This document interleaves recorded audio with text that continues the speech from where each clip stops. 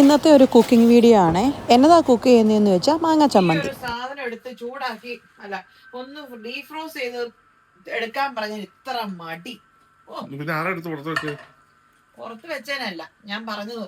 എല്ലാവരും അയ്യോ നോക്കുമ്പോ അയ്യോ ജസ്റ്റിൻ ചേട്ടൻ വാലന്റൈൻസ് ഡേക്ക് ഗിഫ്റ്റ് വാങ്ങിച്ചിരുന്നു, അല്ലാത്തപ്പോ ഗിഫ്റ്റ് വാങ്ങിച്ചിരുന്നു.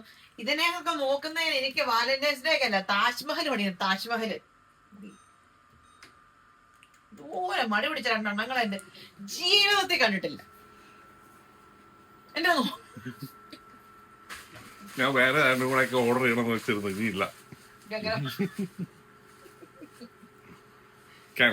ഞാൻ ഇന്നലെ പെൺകുട്ടികളോട് ആണുങ്ങളുടെ മനസ്സിലോട്ട് കിടന്ന് വായിക്കൂടാതെ നിങ്ങൾ ഒരിടത്തൂടെ നിങ്ങൾ സ്വസ്ഥമായിട്ട് ജീവിക്കാൻ നോക്കി. ഇന്നത്തെ ലോകത്ത് കല്യാണം കഴിച്ചില്ല ഒരു ചുക്ക് സംഭവം. അടിയൊക്കെ അവിടെ നിൽക്കട്ടെ, നമുക്കിന്ന് ഇച്ചിരി മാങ്ങ ചമ്മന്തി ഉണ്ടാക്കിയാലോ. ആദ്യം തന്നെ കുറച്ച് പച്ചമുളക് ഞാൻ ചുട്ടെടുത്തിട്ടുണ്ട്, പിന്നെ ചുമന്നുള്ളി, ഒരു കുഞ്ഞു കഷ്ണം ഇഞ്ചി, പിന്നെ മാങ്ങ. ഇത്രയും സാധനങ്ങൾ മിക്സിയുടെ ഗ്രൈൻഡറിനകത്ത് അല്ല സ്മോൾ ജാറിനകത്ത് ചെറുതായിട്ടൊന്ന് ചതച്ചെടുക്കണം. അല്ലെങ്കിൽ നാടൻ ഭാഷ പറഞ്ഞാൽ ഒറ്റ കറക്കൽ. പിന്നെ കുറച്ച് ഉപ്പും കൂടി ഇടണേ. ഈ മാങ്ങ ചമ്മന്തിയുടെ മെയിൻ ഇമ്പോർട്ടൻറ്റ് പാർട്ട് എന്ന് പറയുന്നത് മാങ്ങയ്ക്ക് നല്ല പുളിയുള്ള മാങ്ങ ആയിരിക്കണം കേട്ടോ.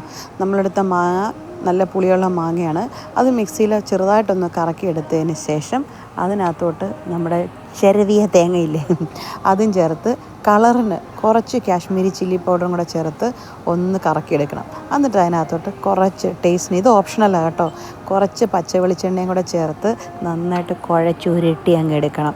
വെളിച്ചെണ്ണ ചേർക്കണമെന്ന് നിർബന്ധമൊന്നുമില്ല, പക്ഷേ ചേർത്ത ഒരു പ്രത്യേക ടേസ്റ്റാണേ. അങ്ങനെ നമ്മുടെ നാടൻ മാങ്ങാ ചമ്മന്തി റെഡി. തേങ്ങാ ചമ്മന്തി ഉണ്ടാക്കുന്ന പോലൊക്കെ തന്നെ. ഇനി ഇതെല്ലാം കൂടെ കൂട്ടി ഒരു പിടിപ്പിക്കണം അല്ലേ.